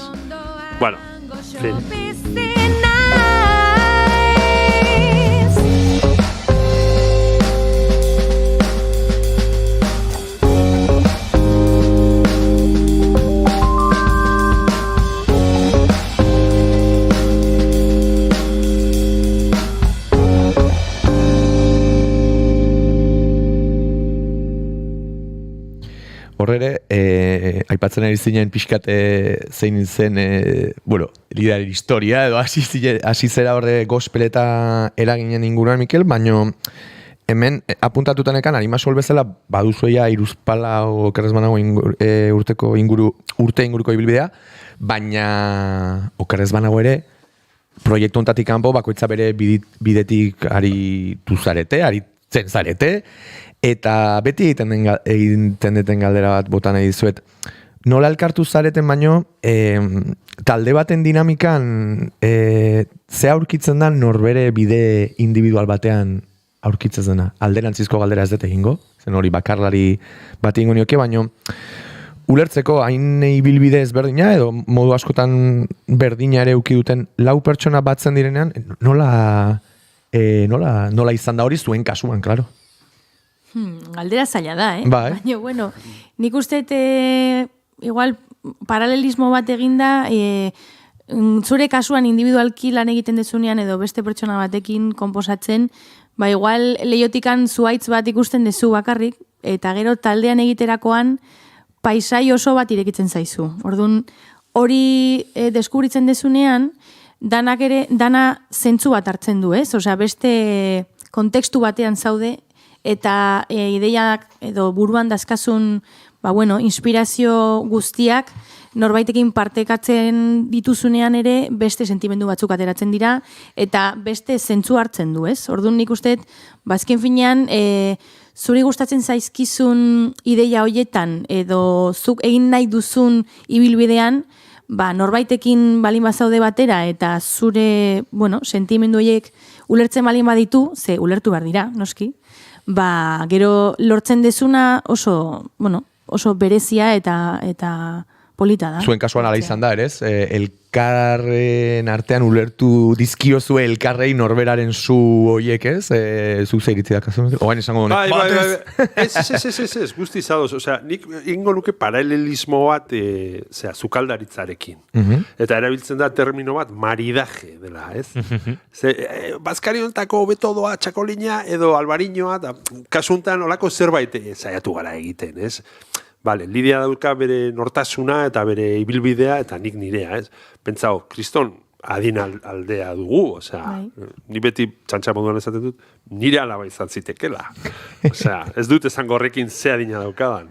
Ez nik ez, berak zure bat zurea esan, baina, gaztea. Ez, ojo, barkatu, baina, leno esan du, ni oso gaztea nahi. Zuk entzun diozun noizbait norbait olako autokonfiantzaz hori esaten inigo. Iruditu zait, ez dakit, oso ederra esan du, ni oso gaztea naiz. Normalean gaztearekin jazta. Baina, gero, zapataren normalekin topo egiten dutela tarteka, da gaur, Goiuri zaba gurekin, eta pena bada, baino, Goiurik ere bazuen bere gaztetasuna arrotasunez, eta bapatean iritsi zen Goreti bigarren kafera, 20 urterekin, eta ja Goiuri etzenen gaztea. Beraz, ez que nun daude mugak. Hori da. Bai, mugak norberak zartzen ditu, eta horrelago diskursiak, baina... Deneian, ez? Bueno, vale. Nanagirian, ados. Gazte sentitu behar gara, claro. Forever Young. Bueno, Forever Young ez, baino kantu bat entzun nahi dugu, hemen izketan ari gara, baino gaur Gorka Gaztan bide, eta, Paul San Martinek ja gure laborategiko bidea ikasi duela buruz, hemen dozkagu Mikel eta Lidiarekin lehen kantua eskaintzeko, eta okerrezpanaiz eskainiko duzuen lehena Iluna Barra izango da. Hoi da. Aurkezpenik akaso ez du behar, baina nahi baduzue kantuaren inguruan zerbait azaldu, Lidia, zuretzat da momentua. Benga, laburki esan dezakegu, gure herri maitean ikusten den Iluna Barran, pentsatzen genuen, hau konposatzerakoan. Zarautz, noski, Zarautz.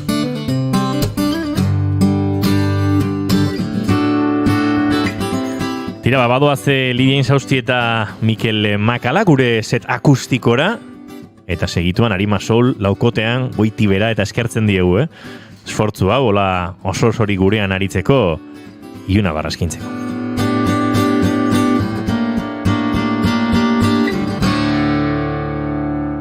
Bigarren kafearen elkarrezketa akustikoetan, Arimasol Iluna Barra nahi duzuenean.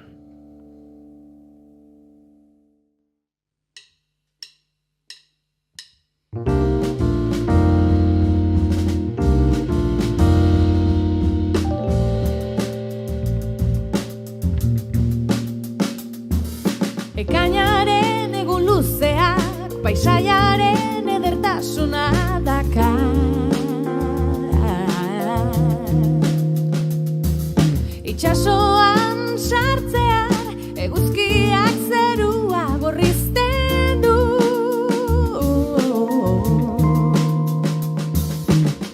Olatua hondarre peletan hiltzen dira. Orduak luzatuz azken izpiak gordetan.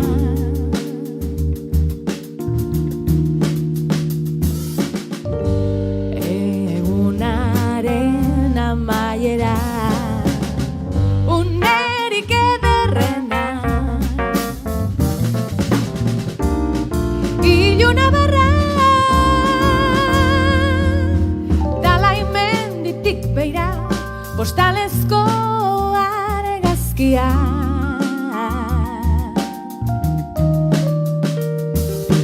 Zurekin geratu da lore sorta hauen usain gozoa. Hain intimoa isiltasunean sortzen dena. Urrizkinean oinak bustita ibiltzen.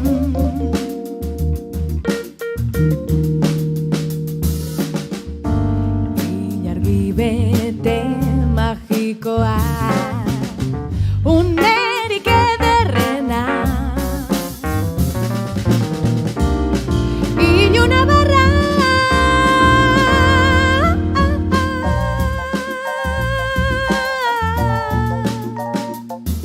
Iluna barra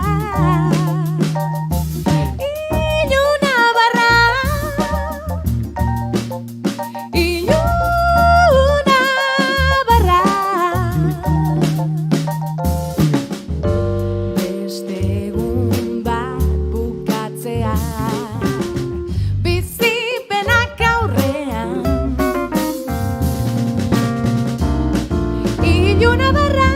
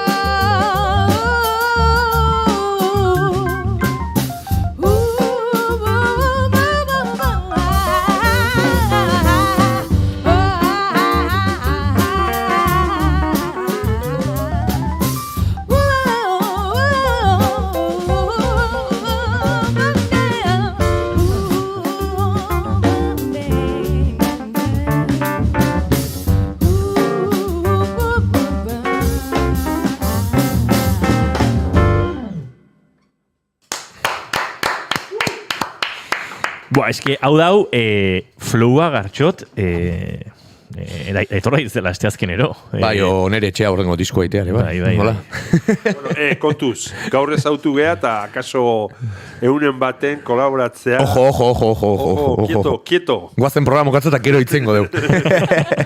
Gara batekin, horrela iten. Bai, obi, ez dakit, zenbat, baino. Oantxo bertan, jotzen naiz inatenean, momentu batean, fijatu naiz, eta ez da osoikoa, baino egonda momentu bat, lauek begiak itxita zenituzela.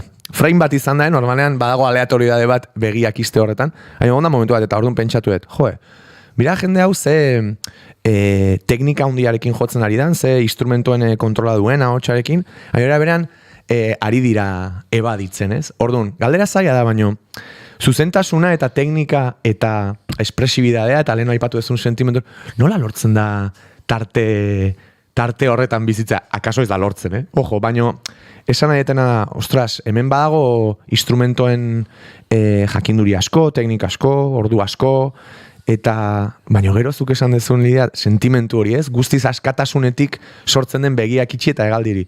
Hor nun, nola aurkitzen da norbait? Bueno, bai, a ber, galdera ona da, nik uste lehenengo gauzarik garrantzitsuena dela segurtasuna izan behar dezula. Osea, teknika eta ondo ensaiatzea, ondo prestatzea, hori dakasunean, nik uste, beste lasaitasun batekin jo dezakezula besti bat, eta noski automatizatu dezakezu baita ere, ez, prozesu bat. Ze badakizu... Errepikapenetik noski bai, ensaiatu dezulako, praktikatu dezulako. Hori ja, zuk buruan oso barneratuta dakasunean, luxu txiki hori dakazu sentitzeko eta begiak isteko eta gauzak imaginatzeko. Orduan nik uste, balde batetikan teknika landu behar dezula, eta denbora inbertitu noski, baino gero ja... zuzenean jotzen dezunean, nahi izan behar duzu disfrutatzea. Bestela ere oso hotza izango litzateke ez. Gu sentitu eta baita ere besteak hori nabaritzea. Zuk ze iritzi, Mikel, leheno aipatzen genuelako ez, askotan zezurruna den estilo hauekiko pertzepzioa, batzutan zergatik lotzen den, ez dakite akademismo edo ikasi eta teknika eta goi mailakoa eta horrekin, baino ez dago horrela atzean, nola ez, sentitzen duen musikari eharrak daude eta ebaditzen diren ez dakite gizase metalabak, ez? Bai, kasu honetan, esango nuke bai Lidia eta biok garela taldeko laukoteko ezakademikoak. Zegorka eta Paul kasualidadez, biak Iruñako konservatorioan ikasitakoak dira. Eta paradoxikoki Lidia eta biok gara gure garraioaren eje aurrekoa, alegia sortzaileak, motorra, baita. Garraioan lau gurpil behar ditu, baino aurreko egea esaten da euskera? Ardatza. Gu gara, ez? Trakzioa, ez? Bai, eta horrek zesan nahi du, guk gure barrutik egiten dugun musika edo sentimentua islatzen dugu gure abestietan. Gero haurtxoak bilakatzen dira. Noski, Gorka eta Paulen ekarpena ezinbestekoa da. Guk nolabait egiten dugu eskeletoa eta beraiek rellenatzen dute, osatzen dute beste dena, eta hor bilakatzen dira gure haurtxoak direna gure abestiak, ez? Eta nola ez ditugu sentituko begiak itxita, gureak badira, da, como ez dakit nola esplikatu. Bai, ulertu da, eta amen, Mikel.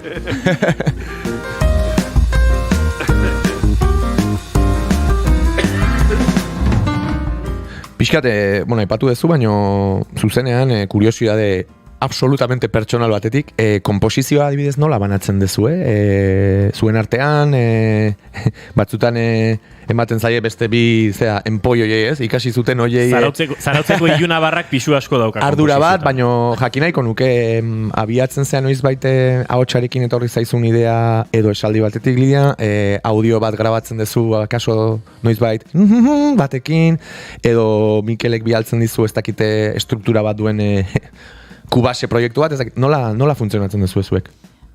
Nik uste jarri dituzun adibide guztiak gertatu direla. Zergatik guzti nuen, hori izango zela erantzuna. Eta beste mila. Argi dago, bera, zuk ere sortzen duzu.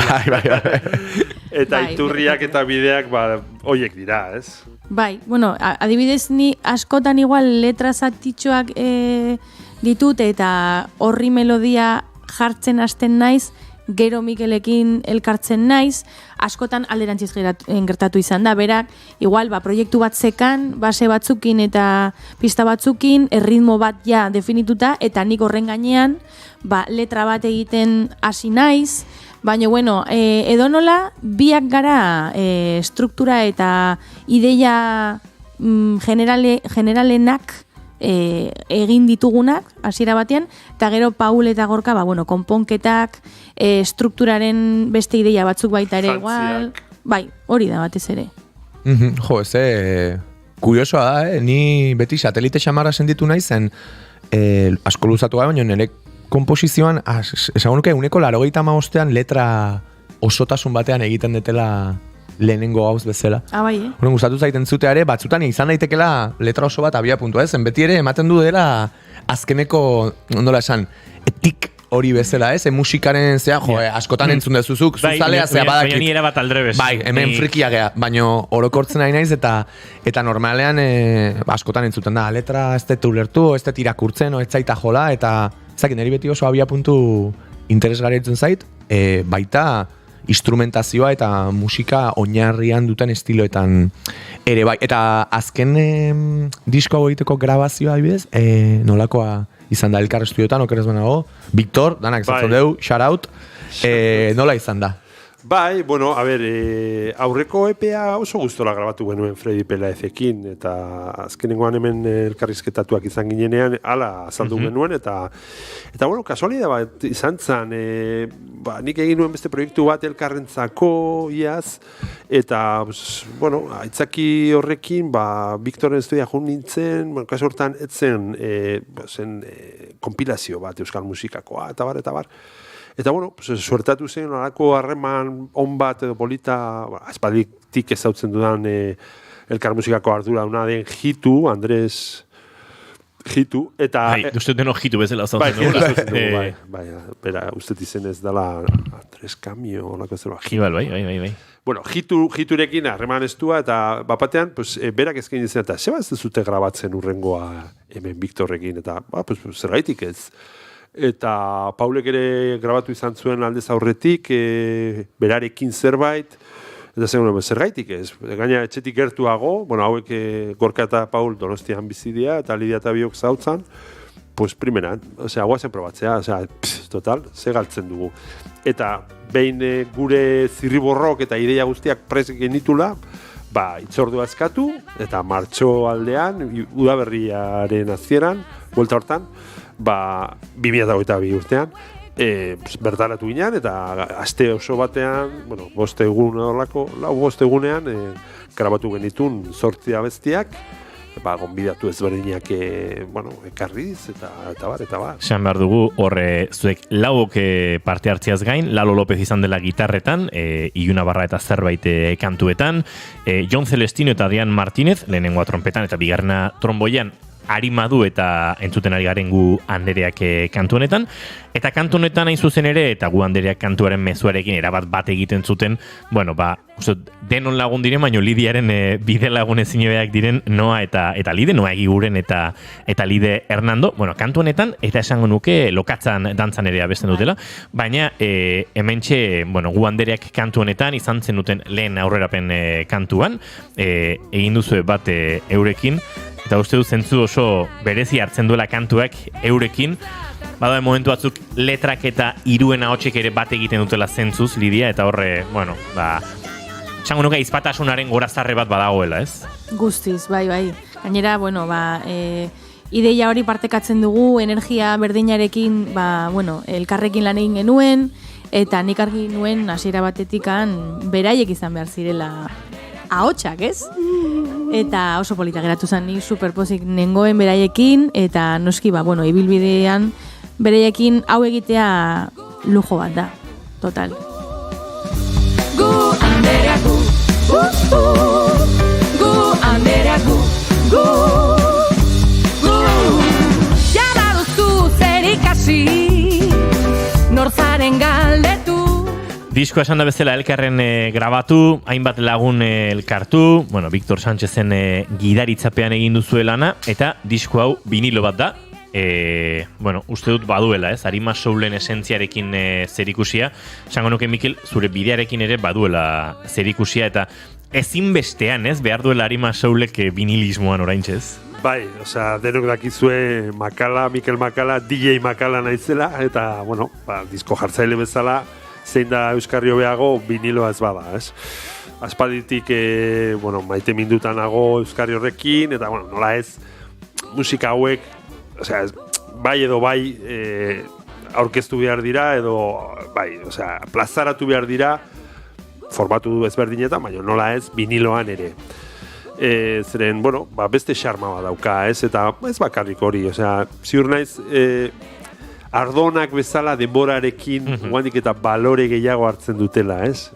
Imaginatu nahi dut, hemendik, ez dakit zenbat urtera, osea, golatzea 2000 urteko bigarren hamarkadan egon zela, bueno, hirugarren, ja, etxoen bigarrenen gaude.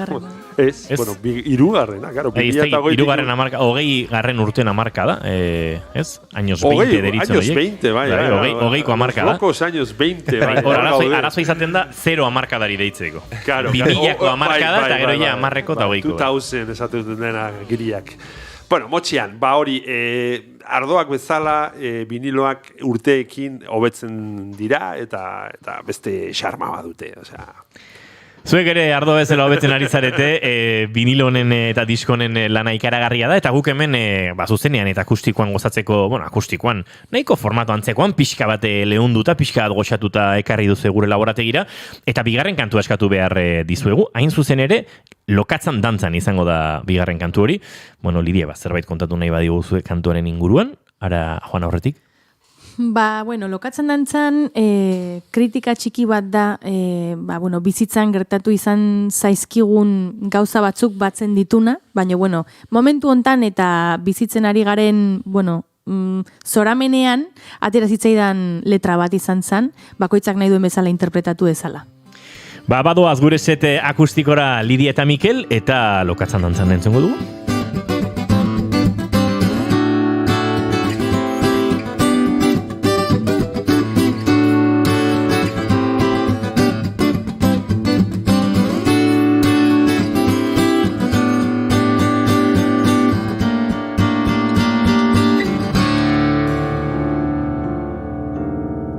Bigarren kafearen elkarrizketa akustikoetan, Arima Soul nahi duzuenean.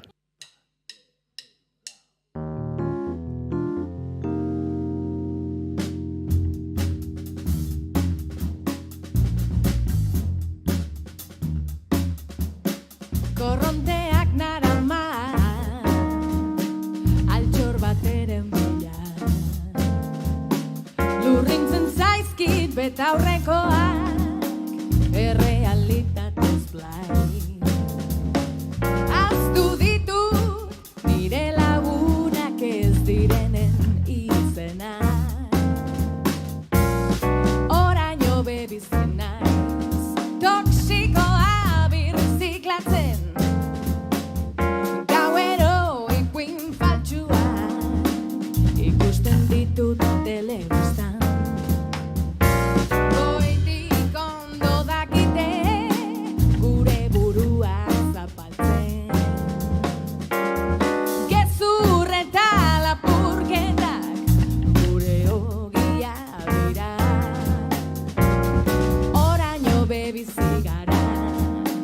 errealitate paraleloa mundu berri bat jaiotzera doa astintzen goaz indarra batera inposaketa lurrera bejoaz lokatzan dantzan ikasi dugu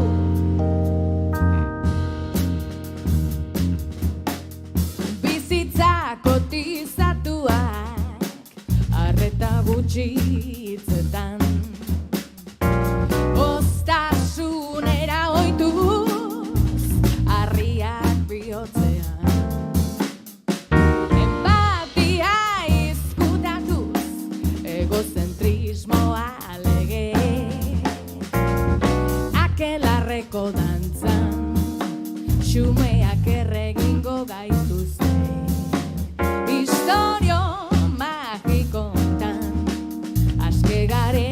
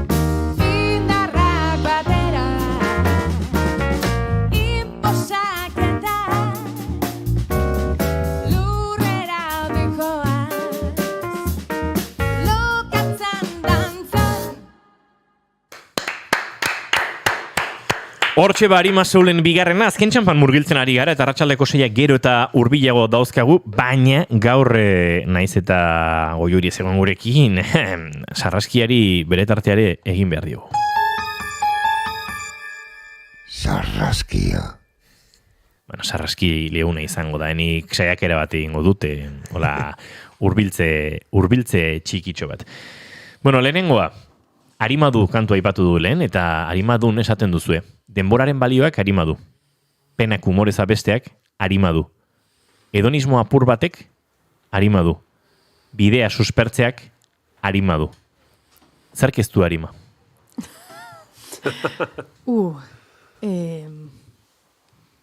Ostras. Pentsatu lasai, Denbora barko dut, erantzuteko.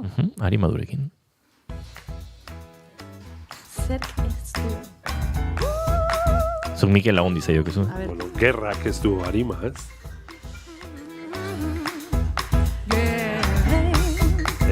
Egoak. Egoak. Inbiriak. Bueno, gauza asko daude, ez? Ez zaizkigunak bat interesatzen. Bai, intentzionekin edo sentimendu gabeko gauza generalian, ez? Maltzurrak izatea, bai. Nik erantzun omadak atuzte, uste madiaz. Egoak ez du Arima, baino gartxotek bai, Nik uste dut munduak ez duela Arimarik. Pertsonak badugula Arima, baino denon artean sortu dugun munduak ez duela. Hori bai. Hala, fade in, pum. Ona. Lo compro. Bai, baina ni horri kontra egiteko hori oso prest. Gertatzen da, arratsaleko 6 oso gertu ditu. Gero, kanpoan ingo dugu zerbez artean. Zerbeza. Asko zerbez artean. Bade, esaten duzue, beste kantu batean, bizitza kotizatuak, arreta gutxi hitzetan. Oztasunera ohituz harriak bihotzean. Empati izkutatuz, egozentrismoa lege. Akelarreko dantzan xumeak erre egingo gaituzte. Gogora etorri zait, arreta gutxi hitzetan, empatia, egozentrismoa, akelarrearen indar kolektibo hori. Azken bertsolari txapleketa nagusiaren finalean, azken bertxotan aipatzuten hemen elkarre entzutea, bada zaintza, bada borroka, bada zerbait elkar entzute hau. Eta kantu honek, letra honek horra eraman hau ez, elkar entzute honek, kasu honetan, kontzertuetan, energia elkar banatze hori, bueno, Lidia eta Noa kontzertutan zuekin egotea, edota, ez dakit, gartxote eta bio kontzertu batera joatea horre zuekin txaloak bere tokian ematera, hori ere bada zaintza ez, eta hor uste dut, salbatzen dugula pixka bat akelarre hortan erretzetik norbera, ez? Bai, nik uste dut baietz. Detailetxoak dira, baina oso lagungarriak dira. Eta letra hortan, niri etortzen zitzaidana da, bizitzan dakagun azkartasuna, ez? Denbora guztian estres askorekin gaude, gauza pila bat egiten, exigentzia asko jartzen zaizkigu baita ere, eta gero ere sareetan dagoen momentua, oso exigentea dela uste dut, ez? Orduan, momentu batzutan pixkat gelditzea eta lurrean aterrizatzea beharrezkoa dela uste dut. Hortik handator dana. Eta azkeneko bat kantu honekin, gainera segituan hemen zuzenean eskeniko diguzen kantua da, 3. Baina esaten du, hemen daukat, modu askotara esaten du. Egiek ito ditugu, norabide okerra gure aukera da. Esaten duzue, basamortuaren urak murgildu gaituzte gezurrezko ibaian. Norabide okerra gure aukera da. Norabide okerra, haulen gozamena, norabide okerra. Eta gure aukera da, etengabe hor presente. Zergatik da, zuen aukera norabide okerra hori, Lidia? Bueno, a ber, honen inguruan uste dut dagola, elkartzen dira egoa batzutan sozialki ondo geratzea, segurtasun eza baita ere, eta batez ere, erlazioetan edo, maitasunarekin oso lotuta dagoen zerbait da. Niretzat, gertatu zait neri eta baita ere beste bikote batzutan ikusi dut, hipokresia bat dagola erlazioan, ze, mantendu nahi dezu edo luzatu nahi dezu, naiz eta jakin bukatu dala, ez? Baino, atetik kanpora besteentzako polita eta normala izatea nahi dezu. Baita sareetan. Orduan, hipokresi horrekin lotuta, norabide okerraren mezua aterazan, ez? Naiz da beste bide batzuk izan, zuk hori aukeratu duzu, eta zuk esan behar duzu edo erabaki behar duzu, noiz arte egin bide hori, ez? Orduan, bueno, pixkat da erabakia edo diskusio batzutan, hortikan etorri zitzaidan ideia. Nora bideo kerra leku guztietan. Ba, orain bai, arratsaleko 6 gero eta horbilego, ez dago zalantzarik gaur ez zegoen azterketarik, baina egon balitz nota edarra aterako zuken Lidiak sarraskionen erantzunekin. Bai, oso interesgarri, saioa bukatuta jarraitzeko modukoa gainera. Bai, ni gaina bakizu nola emozionatzen izan, nola sakontzen azten gainean eta esaten jazunen, lasai gartxot. Baina labur aipatu behar ditugu, ze zuzenekoak badatoz, Mikel Lidia, larun bat honetan izango zarete Añorgan, hilaren 28an, Otsailaren 16an kafe antzokian eta martxoaren 3an musike barrin getxon. Akaso data gehiago ere joango dira izten, baina gero GPS-eren baitan ere arituko zarete. Girando por salas, hori da. Estatu mailako kontzertuetan ez da? Bai, erabat flipatuta gaude, ez dakit zeitza erabili, ze, bueno, gure bulegokoak, ane Sintoramako bulegoko arduradun bat, esan zuen, proposatzen dugu zuen izena mobide antarako, eta, bueno, zer galtzen dugu.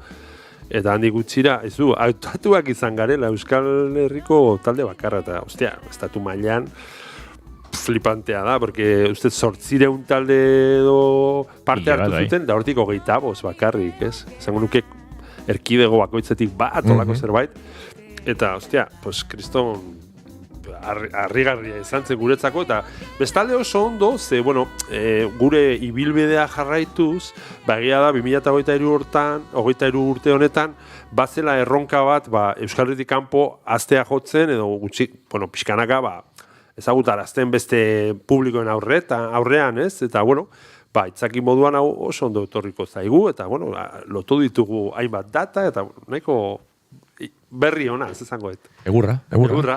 Ba, posten gara, azken kantuaren inguruko azalpenik ez izu eguzkatuko, uste dute dagoeneko nahiko azalpen eman ditugula, eta batez ere arratsaleko 6ak hortxoso bueltan ditugula. Norabide okerra izango da azken kanta hori, Lidia, Mikel, Gorka, Paul, mi esker benetan, eta tira, horrengo diskoarekin beste bueltat egingo duzu, baina bitartean kontzertuetan ikusiko dugu elkar, ze plazarra da zuek zuzenean ikusi. Eskerrik asko. Eskerrik asko zuei. Esker, plazerra.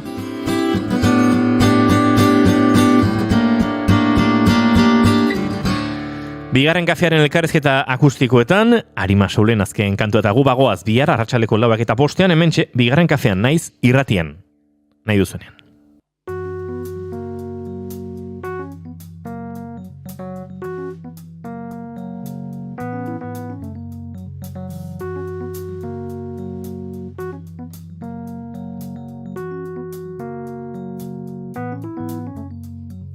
Zenbat bizitza huts nasten dira infernuan, ez dakit nortzuk garen amildegi hontan, baina eskuak elkartuz gure malkoetan